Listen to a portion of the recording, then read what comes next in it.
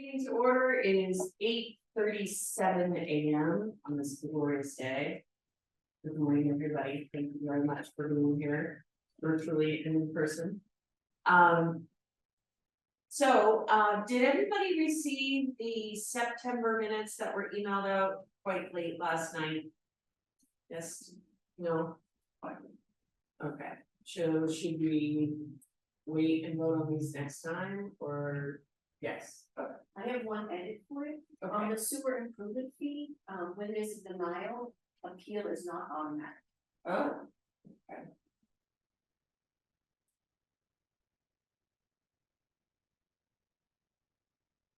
But the rejection is automatic. The rejection is automatic.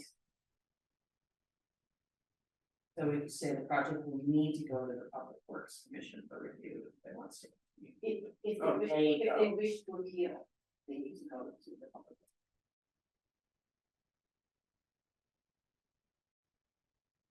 I will make that edit and then I'll send the rebut. I'll send this out again prior to our next meeting for public. To go out rather wait. Yeah, but you'd rather wait and vote on it next time? Or maybe just abstain, see, yeah. What do you prefer? Do you want to wait and vote next time after you've had a chance to read them? Or would you? Like, You have the final correction, all right? Yeah, we're trying to correction, my only. okay, did anybody else have any comment or corrections to the September minutes? No? All right, why don't we go ahead and vote? May I have a motion to vote for the minutes? Second? Okay, great. Second, In favor? Aye. I have to abstain. aye. Aye. I have to abstain since I was not there. Sorry, Kato, can you speak up? Oh, I said I have to abstain since I was not there. Okay. Any vote no to minutes? No, okay, thank you, minutes passed, I'll make that edit. And we'll record them. Great, thank you. All right, the most exciting part of our agenda today, welcome Tiffany. Thank you for joining us. Do you want to just take a quick second to tell us a little about yourself? Sure, so I know you saw we had sent out a bio explaining some of my background and work like this, but I'll just give some highlights, which is my family. We moved here last year from San Francisco. I lived there for about 28 years, so acclimating still to Concord and really enjoying it. My daughter is 11 and she is attending Willard Elementary fifth grader. My husband and I both still work for California-based companies, so that's been interesting. But the reason I bring all of that up is when I lived in San Francisco, I started out there as a reporter and covered a lot of board education and planning commission meetings. And from there sort of segued into just being involved in the city in an appointed fashion. And notably, as it pertains to this group, was appointed to the city's workforce investment board, and I sat on that for about 4 years. And then I was also part of the city's economic recovery task force after COVID. And so, yeah, and I just have always found it really important to be involved in your communities, no matter where you live. And for me, the intersection of business, economy, and community has always been really interesting and important, and where I tend to have the most passion. So I'm really excited to be a part of this community and want to deepen my roots here in Concord. And so, yeah, so thank you for having me. I'm excited to be a part of this group and learn more and hopefully contribute thoughtful and impactful things. That's wonderful. Why don't we take a quick second, since you don't know any of us yet? Steve, we'll start with you, just a couple sentences about who you are and your role in the community. Steve Girl Farm, and we go a lot of photos and do some cooking food. I'm at your farm like pretty much everything. I live like a minute away from it. Well, if we were here 35 years ago, we've been milking 250 cows. No, but, I'm not personally. Yeah, I don't remember the first few years very well. I'm Mike Lawson, I'm We've been down quite a while, I'm a former selectman. Currently on this committee. Also with the Concord Affordable Housing Trust. Concord representative to the state commission for the celebration of the 250th anniversary of the start of the American Revolution. 2021. I am a member also of the Concord Business Partnership. Oh. Great. Cato, why don't you tell Tiffany a little bit about who you are? Sure. Cato Anderson. I am the owner or co-owner of McWalter Volunteer Insurance Agency here in Concord. I actually have twins, a boy and a girl, who are both in 5th grade at Willard. So maybe they're in the same class. Rivers, and I can't remember the other one right off the top of my head. But I'm also on the board of the Concord Business Partnership. And I am, like Steve, I've been in Concord my entire life, not quite as long though. Hey, Jen? Hi, I'm Jen McGonigal. I own a gift boutique in West Concord called Joy Street Life and Home. And I've lived in Concord for 22 years. And I have 2 girls. 12-year-old Lulu is at Peabody at the middle school, and Kate, who's a 10th grader at CCHS. Dawn? Hi, good morning. Welcome, Tiffany.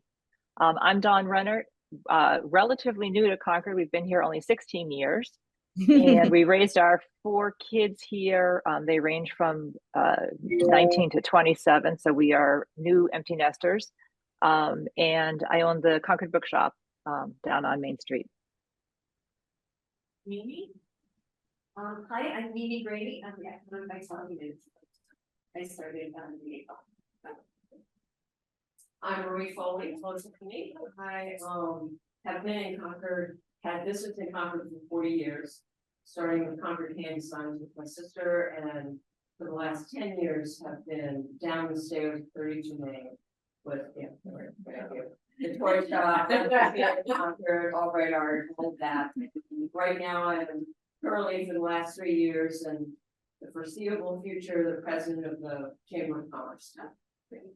And I'm Jen Schoeneman. I'm the current chair of the Economic Vitality Committee. Like Mike, I'm also involved in the Rev 250 celebrations. I'm on the subcommittee for communications and publicity. I'm just wrapping up my term at the board of directors for the Umbrella Art Center. And I also published Discover Concord Nights. Wow. So thank you so much for being here. This is great. Busy group. Yeah. So we start. We're still the Richmond district, so it's near Golden Gate. What pried you away from that? I think we were just burned out on living in a city for that long. San Francisco is a beautiful city. It can be exhausting. I'll give a good example, which is we didn't live far from our school, but it still took us like 20 minutes there and 20 minutes back between parking and fighting traffic, and the middle schools in Concord get a little rough, and we didn't really want to pursue private school. That was just, we wanted to stay within a public school district. So you never said Concord. Or you said middle schools in Concord. Oh, no, I'm sorry, middle schools in San Francisco. It's similar, we really probably. They're the Concord. Trending on. To be Concord. We were looking at what our choices were and start quality of life. And we felt our daughter would be happier here, and she is, and she loves Concord. We visit San Francisco often because we have such a big community there. And whenever, on our way back, so she needs to get back to Concord. I love it there. She just has more freedom here. She can walk to the neighbor's house and ride her back to school and do all these things that we wouldn't have been able to have her doing San Francisco. And you live down my road? Yeah, we're right on Barstow, right outside 30. Yeah, we're very close. So it's amazing to have like a 2-minute drive to the school because she forgets something every day. It's not bad. Being able to just drive something over and not have it be this, hassle that you're thinking through. That's great. You're welcome. Thank you. All right, well, we're gonna dive right in. It's been a very busy fall so far. And, Mimi had a great suggestion for kind of how we frame our conversations. A little bit more open-ended questions to, conversation. So I think the first one we should dive into is, what are the challenges presently facing the business districts between now and the end of the calendar year? When we last spoke, we were really concerned about Discover West Concord Day as it relates to traffic. Jen, why don't you tell us how it went? I know it was a rainy day. How did it go? So we postponed our event. We're gonna have it this weekend. We always do a huge sidewalk sale, which was not feasible. But we had a huge day, so I don't, considering the rain, it was great for us, but I don't know how, I can't imagine it being great. I was surprised that we had a great day. We did something we've never done. We just offered 10% off of jewelry, which to me is like not at all interesting, and almost everyone bought jewelry, so that was an interesting outcome. Did you hear anything from your neighbors in the area, how it was for them? I think some people actually had decent days. But I didn't hear from everyone. I need to reach out and check. But I do think people had better days than was expected given the horrible weather. Maybe you haven't heard from anybody, have you, about? I heard some really positive things. The one bit of bad news that we kind of was announced at the end of it is Concord Art and Antiques. Oh yeah, that's terrible. And I heard spent the day with Helen on, a part of the day with Helen from the flower shop on Sunday. And heard feedback from emails and texts and whatnot, that there was a lot of traffic, surprisingly, until it really started to pour. But that everybody had a very positive feeling and had a good outcome to the day. That's great. She sold out all of her mini pumpkins, and she thought people just wouldn't go get down to her. And Adam said that they had a very busy day. I never see. That's good to hear. Well, I know that there is a holiday stroll planned for West Concord on December 9th. And so we'll, be great if everybody could spread the word about that, just to, we all know these next 2 months are really critical for retail. Most was about 60% of the year is made in 2 months, 3 months, yeah. When's it true? December 3rd. Was the Hanukkah event too, like it's still over. Yeah, that's it, right out of the park. Is that on the 9th this year? I don't think it's the night, I thought it was later. Yeah, I think take that one. I'm not exactly sure of the date though. I do know it'll be in the holiday guide expressed today, so by November 8th, we'll know the date. Yeah, and actually in the upcoming holiday guide, we were able to get a good amount of sponsorship from sort of folks that don't typically advertise, and we're very grateful for that. So we were able to do a number of things to help put a spotlight on those businesses in West Concord that really been impacted by the construction. And there'll be a special article in there on the hidden gems of West Concord that highlight those new shops that have had a little bit of a harder time connecting with clients during the construction. Talking about construction, the construction that has been scheduled for Concord Center has been officially delayed. It is gonna cost the town more money to do it in the spring. They'll have to rebid it, but basically they heard the appeals from the business community and Maintenance, well. exactly, yeah. There was a little concern because the water department did some water work on one day. Around the same time as people were starting to get concerned, so they thought the construction started, and that was the one-day project. With support, I mean, you here for a month or you here for a day? So I'm here just for the day. I said, okay. You were one of the few. There was a lot of Florian. But sort of. Well, I'm really grateful, Mimi. I know you were out of town for a bit and you came back and there was a buzz of activity. A storm. And you jumped right into the fray and really helped reassure everybody and it's great to see the town listening when the business community is asking for support like that, so.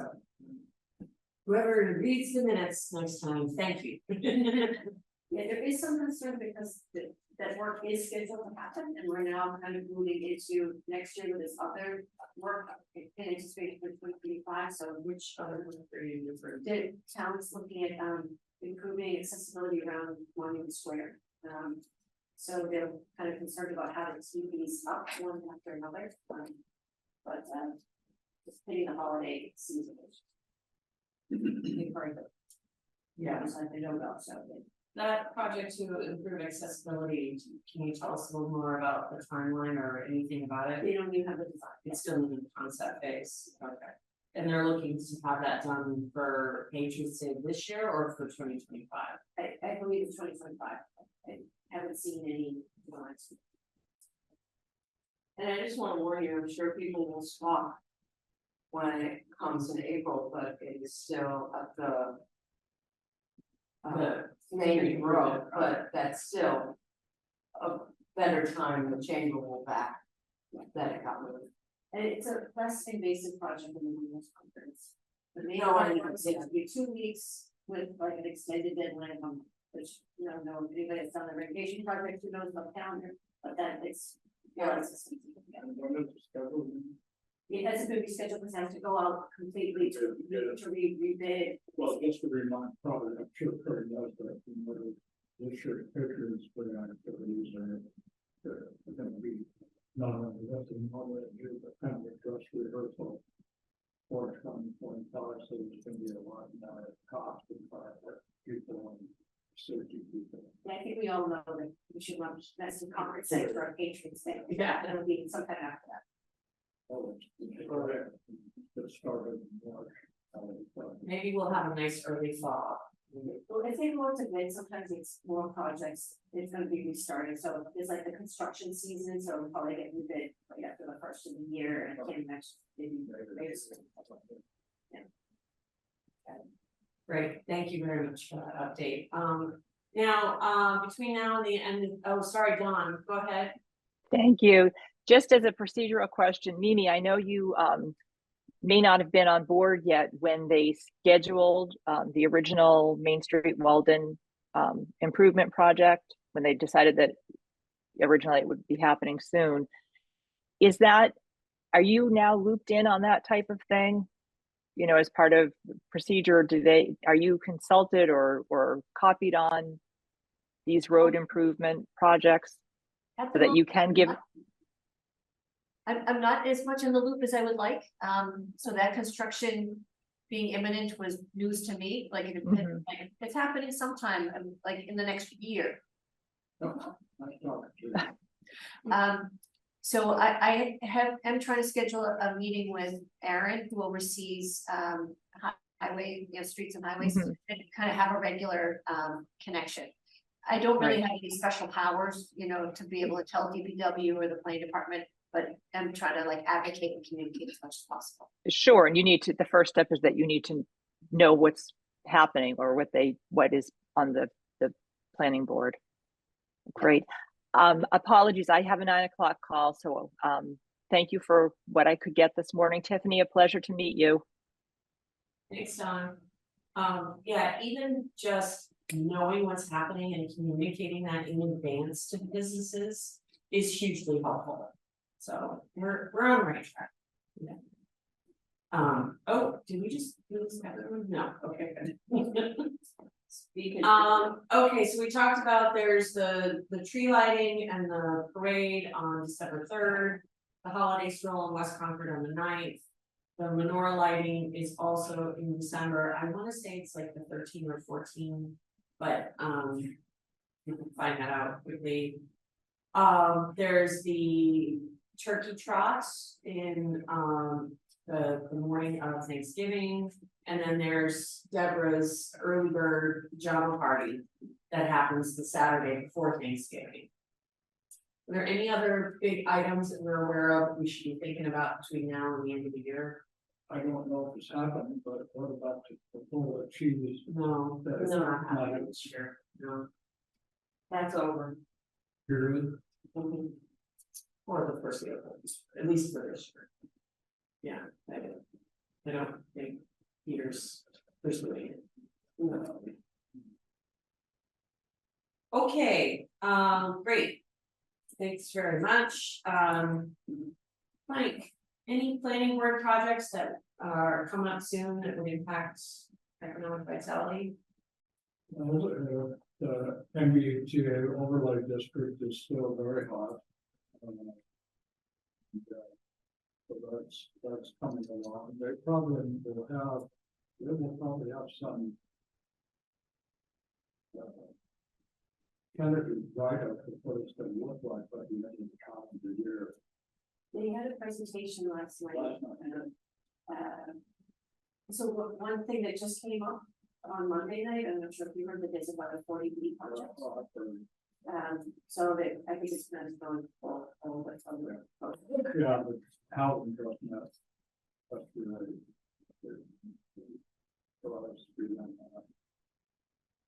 And I'm not gonna get it exactly right, but. There was it's important for the town, that this, you'll recall years ago, that the town cost 2 home rule chickens, one for. A property, transfer tax, and the other for a building. Permit surcharge. And both have been legislated for approval in the first house. But the transfer tax is moving along, and there's a bill, the governor has put together a bill for it. And it's coming along, so it looks as if that may come to some vote relatively soon. The new wrinkle, we haven't seen complete details of it, but Concord so far looks like it would be good for Concord in terms of being in line with what we submitted to legislature. What the bill does have is as a tie into the override district. So if you are participating in the override district, you can't have a property tax transfer surcharge. So that's added fuel, I think, to the importance of treating that and water life. And I don't know too much about the utility.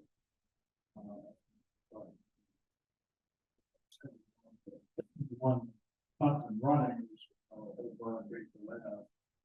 And now we'll get shaded to the parents, let's be about, but it's going to get the figure out some relatively broad base support. The good news is that a large number of units to town, pretty much all the town stock. This new one is over with the Row Club. The Row Club has sold about 8 acres of property. If I remember the numbers correctly, it's about 250 acres. One thing that came up with the planning board that I think has direct impact for economic vitality is the new parking study change the parking requirements. I haven't seen the packet of materials that we're reviewing, so it was a little hard to kind of follow the conversation. At least on first glance, I'm a little worried of, it's a very complicated formula, with lots of changes for kind of, there's a positive part of like having a more fine-grained approach of recognizing that certain uses would have a lower demand. But one of the challenges of that is that if it's a business that maybe has a little higher demand, then especially from places like along Commonwealth Avenue or along Main Street where they don't have private parking, how do you, if your use suddenly requires even 2 more parking spaces, where do those materials come? So we might want to look at either a thing about if it's in the business districts, not having, if it's like you're not changing the square footage of this property, there's a business been there for 100 years, suddenly having parking requirements for that property, seeing it as some way to make. Yeah, the changes of use in existing commercial spaces. Development of the proposed restaurant, housing place down by the Philly Bakery in front of the gas station. So this, if I understand, this is part of the requirement, has to go before the town meeting to be approved, so this might be approved before. But I will share that because I think it will be important for us. That's gonna have a major impact, so maybe we can devote a big chunk of time to this meeting, maybe even having a presentation. Do you think there would be material ready for the? They presented it, it's not for us. We're getting it, maybe when they're in person. All right, we'll make sure that goes in the November agenda.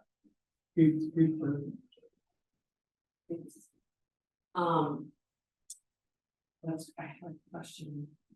Trying to find us at the station.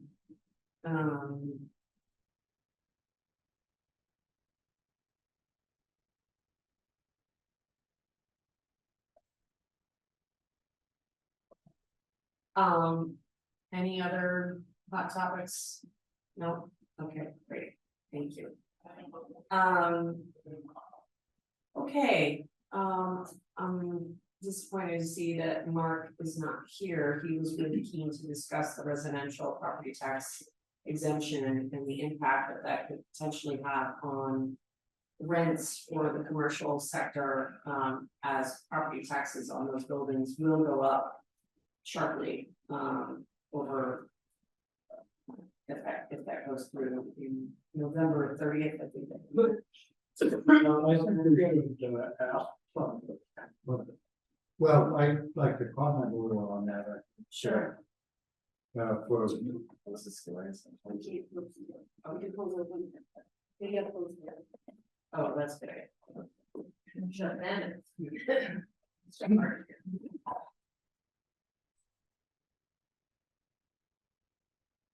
Thanks, Steve. for as long as I can remember, the Concord, the steps of the best conscious of keeping a uniform tax rate for business and residential. And this would, without any of their input, would be a break of that policy. Would change it so a higher burden went to the commercial property. All of the money that is not collected from the homeowners will have to be made up by everybody else. And there's also a question of how it would affect rental properties. I think there are a lot of things. There's any thought of rescinding that, or whether it's possible at this point or not. Well, Mike, do you have any insights into the process? All I know is there's one more vote that has to happen in November with the select board, so. So part of the trying to do it, I think it would be perfectly appropriate for this committee to talk to the town manager and ask her if the district to associate them, and ask the associate to tell us what the estimated impact is. Because I know it happened, right? But I don't know, because we don't know how many people have applied for reduction in what it's called. So we don't actually know. The deadline is coming up, I think it's November 30th is the deadline for submitting an application. So after that, the assessor will be able to say what the impact is going to be on property above the meeting and the house. I do see Quasi, thank you very much for joining us today. Quasi is here from the financial committee, right? Are you able to give us a little insight as to this topic? No, actually, sorry, Jennifer, I raised my hand because I can hear you loud and clear, but the rest of the members, I'm not able to hear them very well. So if you guys could put the microphone closer to you, that would be helpful. Oh, okay, I thought this Scooby-Doo thing. Yeah, she turned it up all the way. If you speak into the microphone, does that help?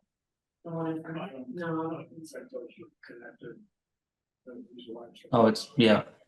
Yeah, maybe have to talk to them. Okay, well, as soon as Mimi's back, we'll see if we can I can see there's a. improve that. All right, I don't have my glasses on, but it looks like there's a plus sign. Can you hear us any better after that? I mean, I can hear you clear, but does anybody else want to speak so I can? Also a button back here that almost looks like it's a muted microphone. No, It's this one? they can't hear us well. I was having trouble hearing Mike as well, but I can hear everybody else. Oh, it's just Mike needs to just, you know. I can't hear it. We made it. Yeah. We moved forward. We unplugged them. I don't think that has any, that would have maybe do with it, it's all goes through this hour. Yeah, Yeah, but their sound's coming out of this. Yeah, it's gonna give us, I think I didn't turn that on. yeah, it's not plugged in. Oh. What do you know? Now it's gonna be incredibly loud, though. It's gonna be, yeah. Oh, that, yeah, we couldn't see the little owl thingy, that's All right. truly does take a village. Should work now. Yeah. Are Can we- you hear better now? Can you hear us better now? Well, I mean, I can hear you fine, Yeah. Jennifer. But what about Mike? Mike, you try saying something? Yeah, yeah, can you hear us?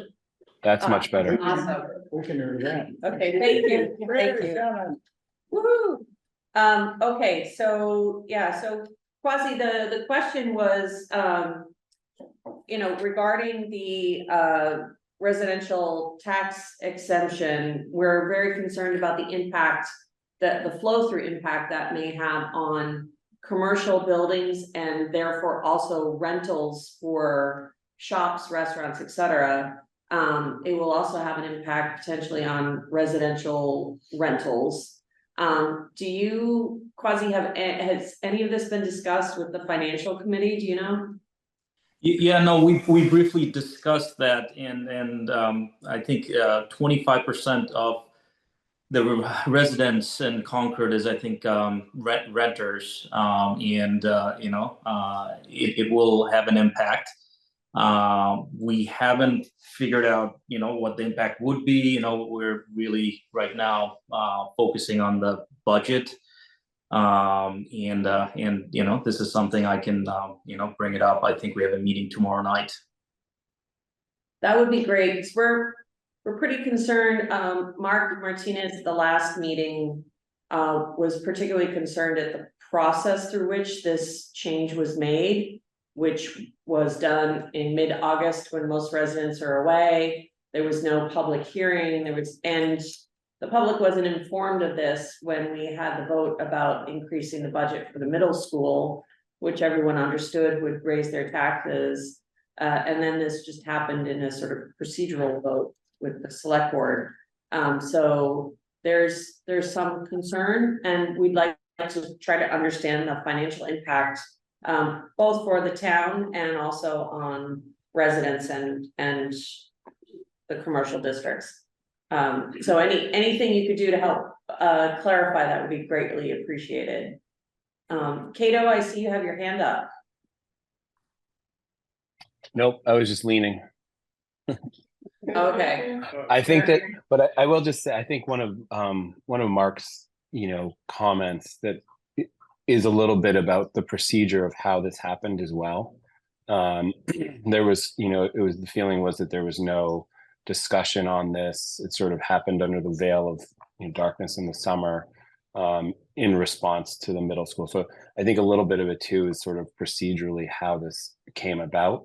And then, you know, sort of comparing Concord to other communities where this has been enacted.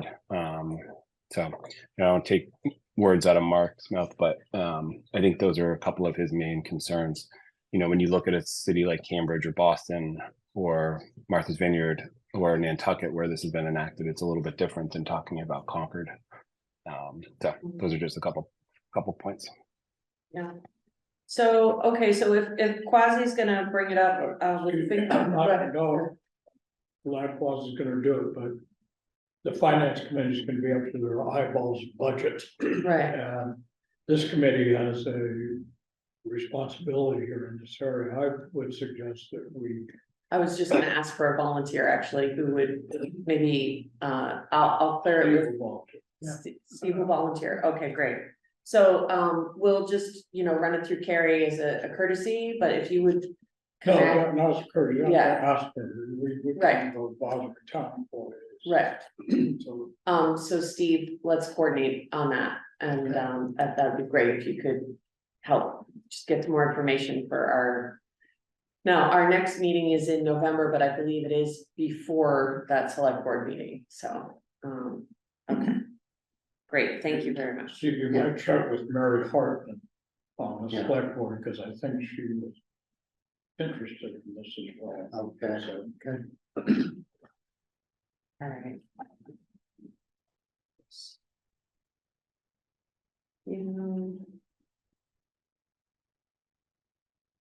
So while you're taking notes, Jen, I'm gonna, in anticipation of the next one that's about like Yeah, please, initiatives that go we can ahead. think about. Yep, I had gone through, what an economic vitality committee typically does, at least within the Main Streets model. If folks aren't familiar with what a Main Streets organization is. Different communities run them differently. It was, initiated by the National Trust for Historic Preservation to preserve downtowns. It was really more of like a revitalization model. But they would, it's based, asset-based approach, locally, focused to bring together different community stakeholders to leverage the local assets for revitalization. So they would typically have 4 committees, one of which would be economic vitality. So I went through those materials to kind of look at what they typically do. So on one side is sort of their mission and their purposes, and the other side are the type of projects that those committees typically do. I recognize this is often more of like a nonprofit model, but it might be something that might inspire this group.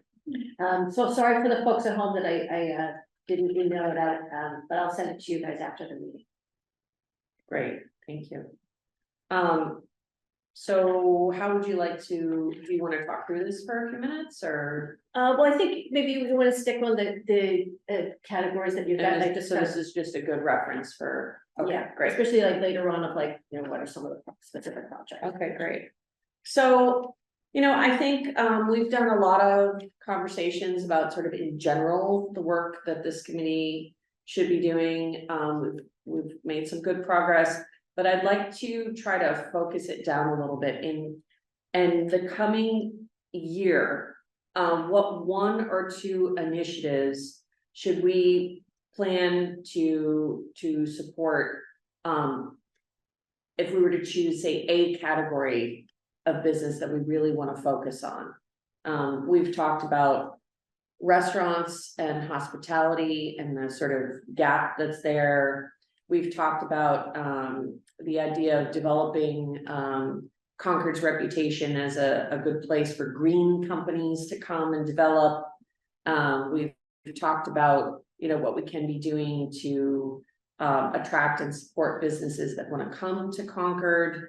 And I think it would be helpful, particularly, I don't know if you remember the sort of draft that we looked at with Mimi's list of areas that she's focusing on.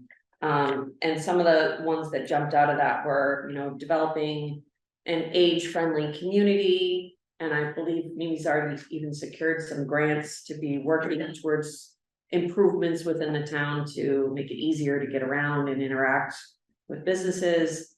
The MBTA zoning project we've talked about already, sewer improvement fee impacts a lot of businesses. The web portal for businesses and this idea of green tourism. So we had asked everyone to kind of think about this a little bit between the last meeting and this one, and we need to narrow our focus. So are there 1 or 2 areas that this committee feels we could have a real impact in the coming year, and what are those?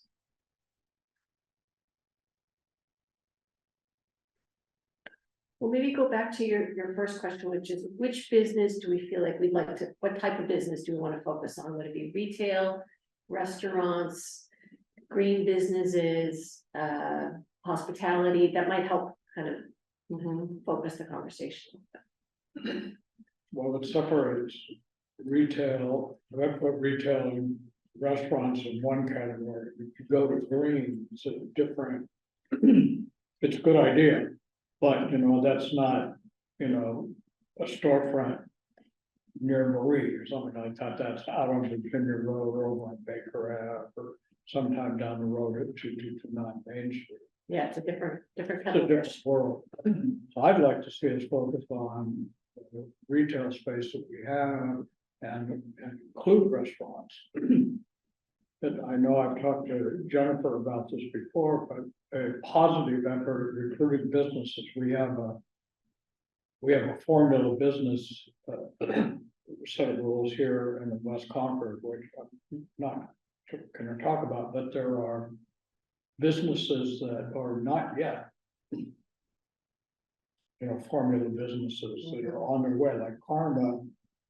Now, probably if it had to come into Concord, might, because they've got 5 locations. Yeah, Fiorella's too, they now have 4. And Fiorella has a number of them, and, you know, I think if we can identify those kind of businesses that seem to be doing well somewhere and are looking to expand, you know, that's how Fiorella's came here, that's how Karma came here. I think Fiorella started in Newton, if I remember correctly. I'm not positive, but something like that. And Karma's was in Westwood.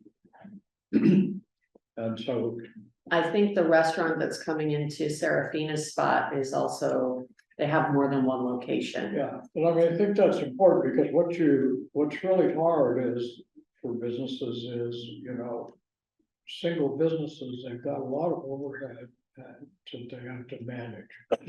And if it's that's a single establishment, there's no way to spread that. And so if you can get, you know, businesses, we got one in Lexington or Acton, I don't know, get them to come here, the scale is a little easier for them to manage. And so I'd like to see us, you know, really see if we had developed some kind of real recruiting method. Restaurants pose particular challenges.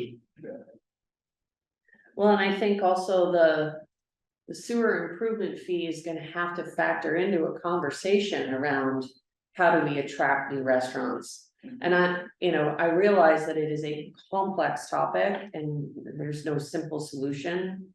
But if we're going to be successful in bringing new restaurants, we're gonna have to figure something out. Have to tackle that. Yeah, But there are existing places that are already set up, in the system, you yeah. know, like Shenanigans.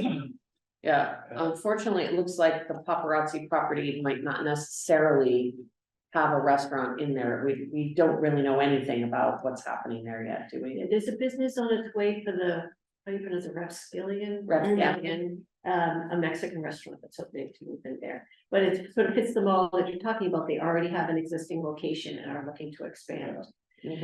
One, so if we were to pursue that, so maybe, I don't know if we want to sort of say like, we like Mike's idea, but if we like Mike's idea, maybe then we could, the next step might be a little bit like, what project might that look like that would be for business? I would second Mike's thought, also putting it in the context of the upcoming 250 celebrations. There is a dire need for additional hospitality businesses, both restaurants, and I think we won't be able to do this in time for 250, but lodging is another challenge. Well, but if we look at, we've tossed around some ideas of maybe looking at the Airbnb rules, maybe look if there's anything that we want to move to town meeting to allow even a temporary exception to some flexible housing options for folks that are coming. So I would put that on the short list as well, which could only help restaurants and retail as well. So I would, for me, I would add that to the short list. Jen, I see you have your hand up. Jen? No, your hand's just, is that just the cursor? Oh, There's a little it could hand be. over you, but that's also where Kato was when we thought he had his hand up. Yeah, it's just the cursor, okay. Sorry, Jen, it looked like you were waving, alright. Are there other types of businesses other than restaurants, retail, and potentially housing of visitors that we see as a real priority in the coming year to 2 years? Or is this our sweet spot for the next 24 months? I think that could even move out to encompass home businesses. I mean, it's retail. Mike was talking about brick and mortar, but once we've dealt with that aspect of it, it may attract some of those home businesses that are on Etsy and whatnot, and they may have some issues that we could help them with. Maybe they want to move into a brick and mortar space. So when you're thinking home businesses, what kind of businesses are you thinking about? I was thinking more in this line of talk about the retail home businesses. People who work through Etsy or sell online or go to craft fairs, and maybe they want to move up into a more official So it's still kind of permanent spot. like sort of retail oriented, because Yeah. there's a ton of home business. No, I meant retail. Do we have knowledge of it? Some. It's interesting, once you look at on Google Maps, sometimes people's home, businesses end up showing up on their residence property. I think We Forest Folk is maybe an example of that. You're talking about yourself. No, We Forest Folk, Yeah. they make all of their miniatures. I think it's a studio at their home, but they mostly sell online. Concord Art and Antiques, I'm gonna be meeting with hopefully Bobby and Joy today. Just sort of like, what are some of their lessons from having made the transition to have a brick and mortar, and they're planning on continuing their businesses. Even though they're not gonna have that brick and mortar, so that might be a good. Yeah. Sort of. But those, I know those home-based businesses need, they may have some issues that we don't know about yet. That we could help them address, even if it's not to move into a permanent space, but. What do they need that the town may be able to? help Maybe them we with? can create opportunities around some sort of crafts fairs or Mhm. markets where they could A once a Concord year market, yeah. come and be Right. part of something. I was just in New York City over the weekend, and at Bryant Park, every winter they have this gorgeous winter market. And it's set up for like a month. You have these little Yeah. pop-up heated booths where people can come and sell their wares, Yeah. We could look at pop-up markets that could support some of those Even as businesses. a vacant, if there's vacant storefronts, it's usually pretty easy to set up pop-up We markets talked to there. the umbrella. 'Cause Yeah. I'm the treasurer of the Lexington Arts and Crafts Society, Mhm. and they have a holiday Mhm. market, which I think starts next month. I don't exactly remember. They sell, I mean, they just. Yeah, so I'm on the board of directors of the umbrella, and winter market is a very big deal for them. Yes. It's 3 days every year. This year it's December 1 through 3. And they have about 55 resident artists who participate, but they also invite other artisans in the region. And this year, I think they have over 60 arts, crafts, etc. And they combine it with cultural activities. There's an art exhibit that'll be in the main gallery. They do events for kids. They have live music. It's a lot of fun. Yeah. But it's once a year for 3 days. So maybe, and that ties in nicely too, to this sort of new asset that we have, which is food trucks. That by next year, we've got a little bit more of a system in place around that, which might open us up to looking at festivals or activities that Mhm. could, last time we talked about, and Beth isn't here today, but there was gonna be some sort of beta testing of having a food truck in the public parking lot. Supposed to be Thursdays or something. Yeah, unfortunately, the food trucks, because they don't wanna be the first one. So they're a little nervous about committing to come when they don't already have a track record to know how many sales to anticipate. So, the first one we had, they wanted us to give a deposit to basically cover their base sales, and we weren't able to do that. Another truck said that they would do it, but they wanted a longer time period. But that means we'd have to go back to the select board to extend the life, so it's a little bit of a learning experience. But we do have already 6 trucks permitted, and there already are trucks lining up to participate in different events now. So, while the one behind the visitor center didn't work out, the system actually is starting to work. There is a bunch of ones that are participating already. There might be opportunities as well to set up corners in existing stores for home businesses to come in and have like a month or what have you, where they have a specific table or corner. Sort of like a trunk show. a weekly Yeah, trunk and that show. way it's ongoing. They don't have to like necessarily anchor to an annual event. Those can be pretty popular. What's interesting thing a little bit about we're talking with retail businesses, like retail restaurant. And Mike's idea is ones that are kind of a little further on, when they're looking to do multiple chains, and we're thinking down the other end of this, where people haven't quite got to the next one. I feel like we're missing the gap in the middle, and recognizing this is, we're sort of thinking of like a growth model a little bit. Maybe we want to think, because those have got very different needs, when you've got much more sophisticated businesses going to the next stage versus home businesses, where they're figuring it out. From what I'm seeing about the cost of rents in Concord, I feel like it's a long time before it's gonna be challenging for somebody to go from a home-based business to a storefront in Concord. And that's potentially about to become more challenging with the flow through of because rents will have to go up to cover these new taxes. I would think, TBD.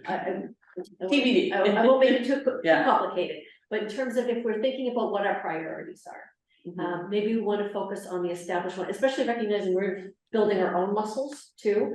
That it's helpful to have the folks that have got a little bit more of a clue and established businesses to help them, rather than it be the ones that are a little more vulnerable, shorter on capital, that kind of thing. Well, we can stage this too. Perhaps in the next 12 months, we're focusing on brick and mortar retail and restaurants and the challenges around that. And then once we've got that program going, we can look to expanding to include home-based retail outlets. I wouldn't try to tackle it all at the same time. Yeah. I think that, the green businesses or the Virginia Road Baker, I mean, in my way of thinking, that's really more, we started this committee, we were very careful not to call it economic development. Right. And, but I think that's an economic development issue. And I hope the town doesn't give up on that just because I think, there's so much empty real estate on Virginia Road and Baker Ave. Yeah, but it might not fall within our short-term I think purview it would here. be more, it falls more in professional arena. But I don't think we can turn loose of it. If that thing out on Main Street ever shows up, I think, holy crap. Dozens of papers out there. So if we're thinking about businesses, like kind of the next stage, ones that are kind of looking at growing. Maybe we want to think a little bit about how we might approach kind of business recruitment. And it feels like there's a couple different things. One, sort of looking at and using the insights knowledge of this group of like, what are some of the properties that are likely to turn over? Because usually these businesses are going in existing storefronts. So one, kind of thinking of brainstorming a little bit of a work plan is sort of looking at what are some of those spaces, and we can tie it in with my database of like how big they are, and then maybe it's just sort of like, then we can sort of tie up like what would be a good business for that site, and then looking at how we want to approach recruitment. So there's a couple kind of sources of identifying what those businesses are.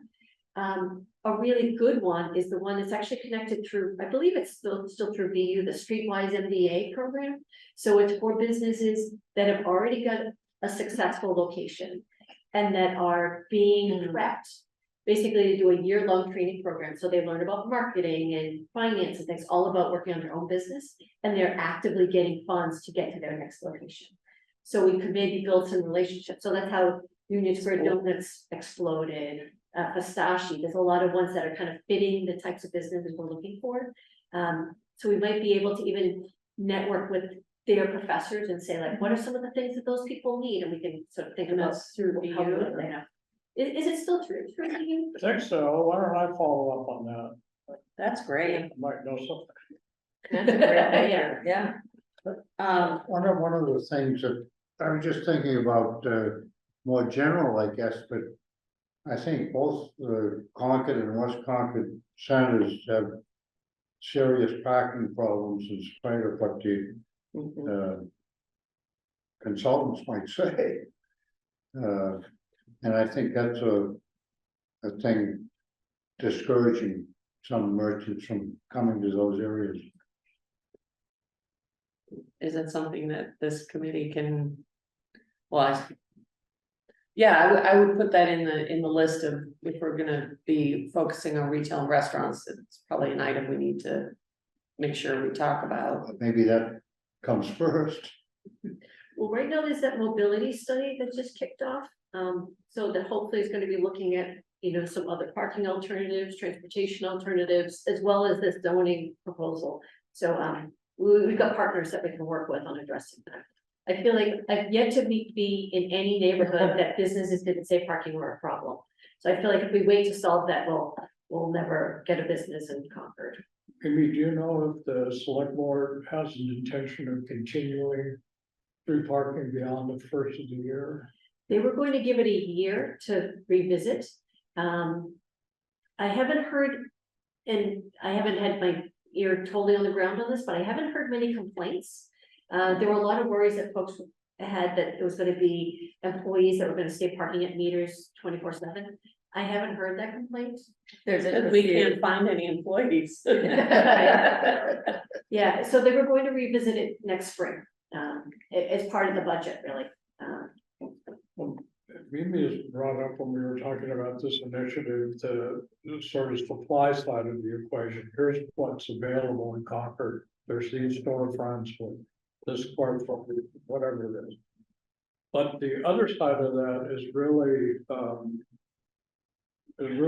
more aggressive effort at outreach.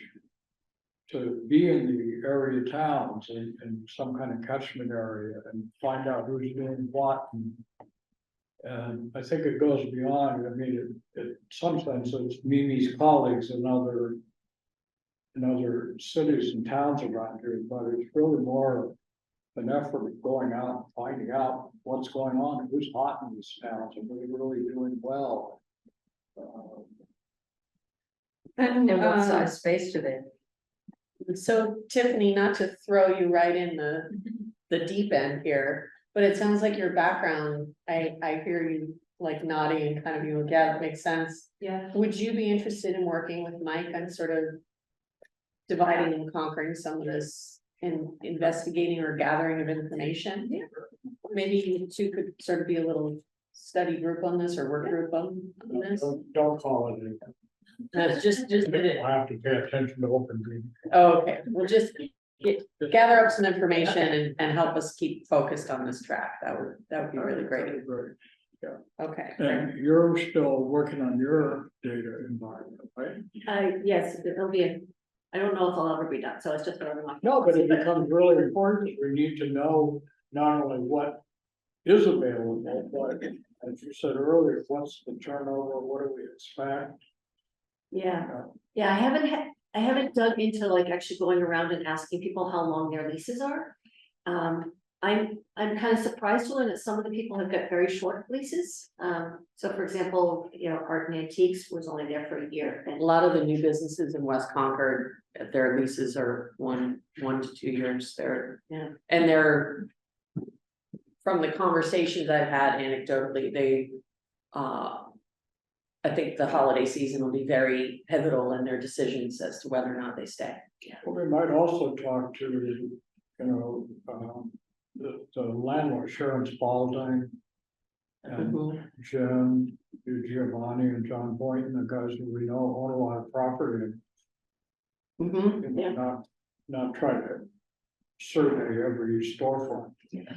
From talking to them, they said that they'd be really appreciative if we were able to tee up, because so that they're not left scrambling. And I sort of brought up to them the idea of like a potential ordinance around not allowing office spaces on the ground level, and they're like, these real estate companies pay top dollar, and it's hard to say no to that, to then do a lot of work to find a tenant that won't pay as much. So if we could sweeten the pot a little bit about, this is an awesome tenant, they're really community minded, they're gonna help improve the community as a whole, that makes their job easier to say yes to that.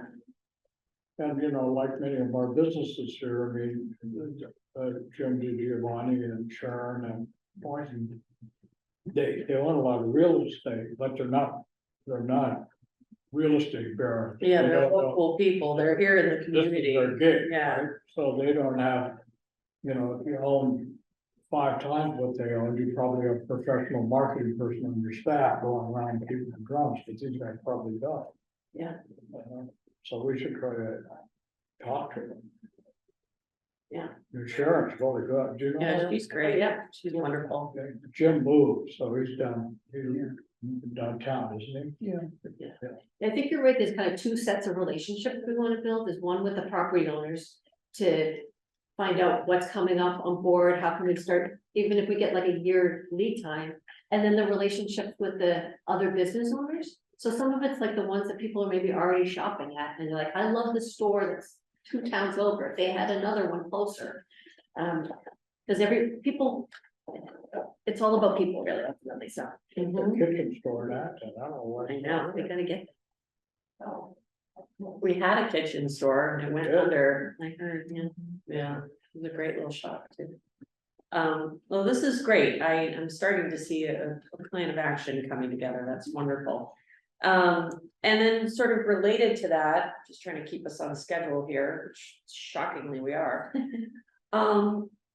Let's start thinking about any related warrant articles that this committee might either want to put forward or collaborate with other committees. So far, of the two that I have sort of heard us discuss are something around an exemption to allow more flexible temporary hospitality accommodations during the 250. And maybe that's a topic for discussion on its own. And the other one is, and I don't think we're ready to know what that is yet, but something around how do we address the sewer improvement fee? And I don't know if we'd be ready for that for this town meeting, but are there any other things you can think of that we should be thinking about for town meeting 2024? Well, yes, two that we are gonna want, not ours, but we're gonna, think we should have a position about. One is the overlay district, the MBTA overlay district. I think we ought to have a point of view about that. And I don't know, I don't think it's gonna come, but 40B is not gonna come. There's no reason for it to come to town meeting, right? That's No. the TBA. Yeah, Right. but this parking, the parking changes that the planning board, I think we wanna keep our eyes closely on that, and Are they planning to get that to town meetings with some kind of zoning change? I believe so, yeah. Yeah, for sure. Mhm. But that overlay district, I mean, that's gonna be the, We should have an official We should position have. on that, yeah, okay, you know, I great. know Linda I suggested to Linda that, you know, she really identify the other committees in town that might have a vested interest in this. And try to make sure, because when you get to town meeting, you know, I'm trying to head off Yeah, stuff. you haven't experienced town meeting, have you? It's an adventure. And don't forget to take your medicine. Yeah, and power bars.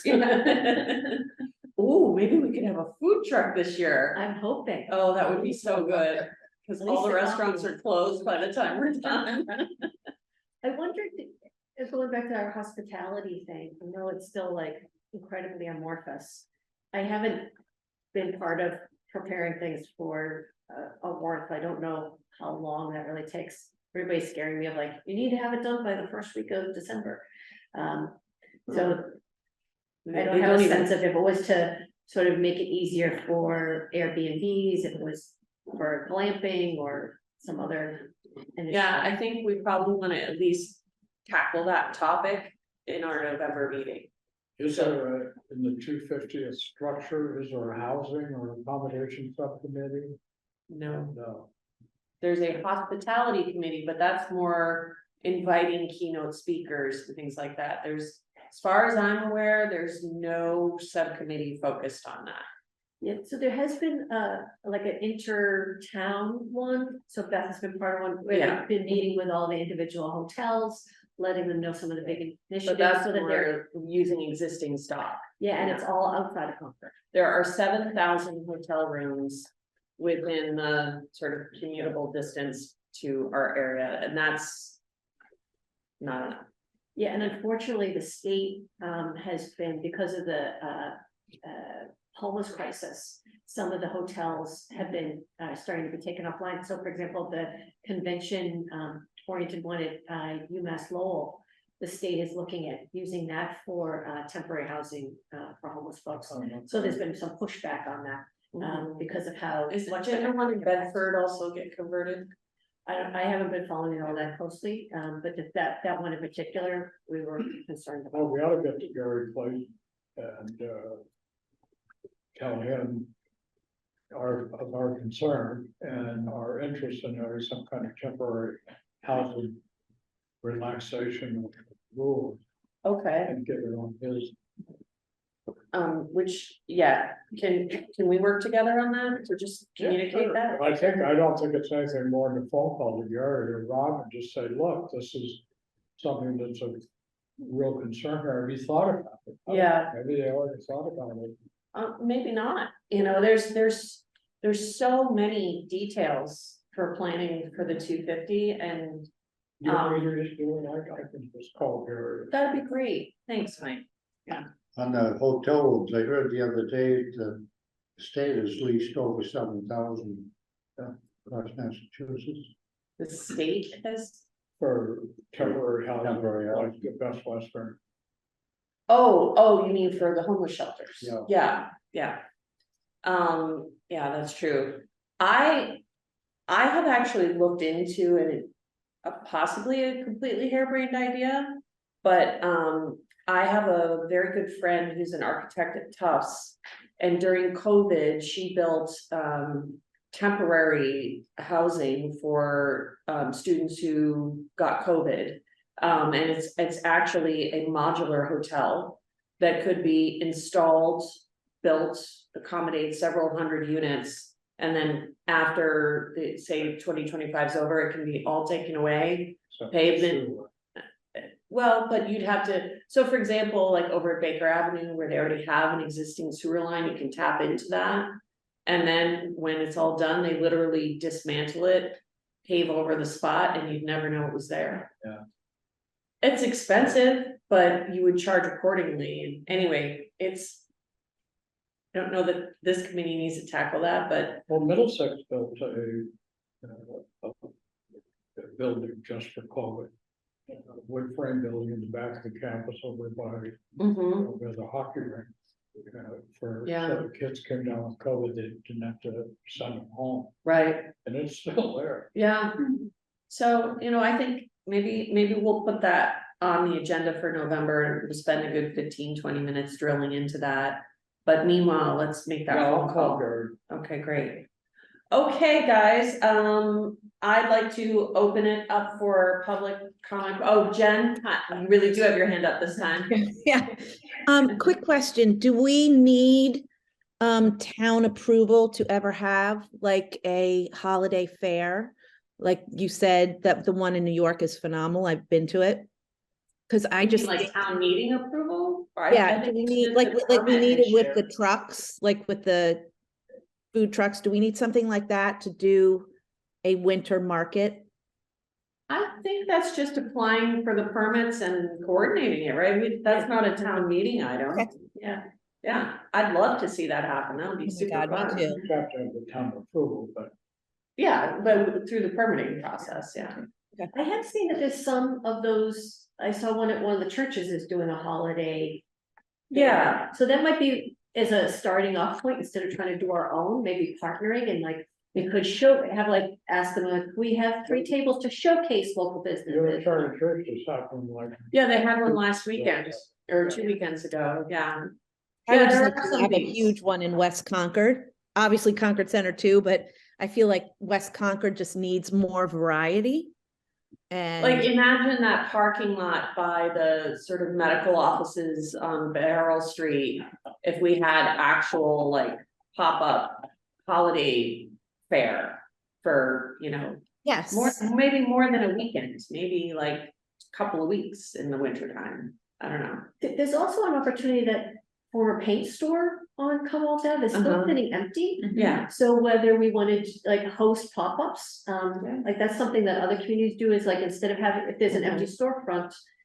Paying, kind of getting a discounted rent and then being able to, have some of these home businesses, like you get it for 2 weeks and it's Yeah. a little easier for the business to say yes to. yeah, Bees So what- Knees did that. Yeah. Phillips Paint Store is empty right now, yeah. Bees Knees did that. They had a pop-up in West Concord that was hugely successful. Unfortunately, they needed a lot more room and the inventory in Concord Center that would have suited their space needs was too expensive, so now they're in Acton. But it was a very successful pop-up. But Jen, I think what you're thinking of is more like a proper holiday fair, right? That would, or like Yeah. a, I think it would like just be Bryant Park type thing. Yeah. exactly. It'd be, and you Yeah. could do in that area, but you could maybe do like a nook, kind of like across from us in the little, the teeny little sweet park that was, Yeah, yeah. like the grocery, and maybe Club Car would let you have one little spot, or maybe even like it could be a traveling one, like maybe you could even a couple spaces in the strip mall, maybe one on the trail, like a couple along the trail. I just think it would be so great. It would be really fun, and we could even collaborate with like Umbrella and do some sort of outdoor art installation as part of it. So I mean, Let's I think like just do that next December. right, I was Let's, gonna say, it's too late to do it now, but I think Yeah. that would be wonderful. Yeah, Wonderful using addition. vacant storefronts to maybe use for home businesses as Yeah. retail outlets during holidays. That sounds All really fun. malls do that. If you went to the Burlington Mall, there'll be, some Christmassy Mhm. store and an empty one. Yeah, and Yeah, like you somebody just said, who that sat Bee outside- Oak I'd never heard of. And I wanna look them up, like that'd be so cool. yeah, Okay. that's a great idea. Mark, Right. hi, I see you have your hand up. Welcome to the meeting. Hi. Sorry for the tardiness. 2 points. Did we discuss and do we resolve to do anything on I guess number one, the tax Yes, we discussed it at length. Yeah, What's that? we did talk about it, yes. And are we gonna write a letter to the select board? We have some action items, I was gonna be doing a little research on that, and I can work with you on that if you're interested. Yeah, that'd be great. Come up with the impact. So just. yeah, Steve's gonna talk to the assessor's office and gather some data about the potential impact of it going through. And we have a big chunk of our agenda for November to look through what he finds. But if you'd like to help him, I that'd was be great. just wondering, is that gonna be after the fact? No, they're, I believe that meeting is November 30th. The select board vote is November 30th, so our meeting will be before that. Yeah, Um, yeah, Steve, I'd love to work with you. I mean, Yeah. I've learned a couple of things, and I think most importantly, it's just that I think there's a lot of confusion around really some of the facts here. And just real quick, I mean, apparently, I have spoken to some folks, including in the assessor's office, and of the 14 towns that have adopted this, we are not even close to similar to any of them. We're not Nantucket, we're not Martha's Vineyard, where they're sort of wealthy, seasonal folk. We're not Cambridge with a huge commercial tax base. And in my bottom line position is that, when you look at just one piece of property, we're looking at commercial taxes going up, sort of 15 to 20% from where they are today.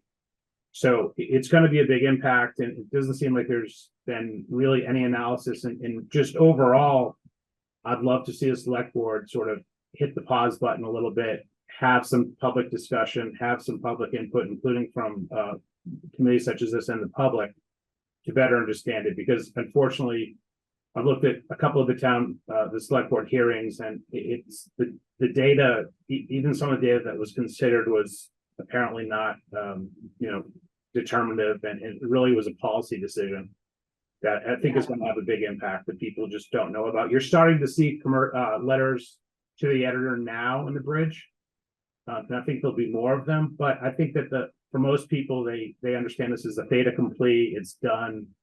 And that's really not the case. And I think if residents as well as committees such as this, inform the select board that they'd like to be heard in a more thoughtful way, I think would be a powerful argument.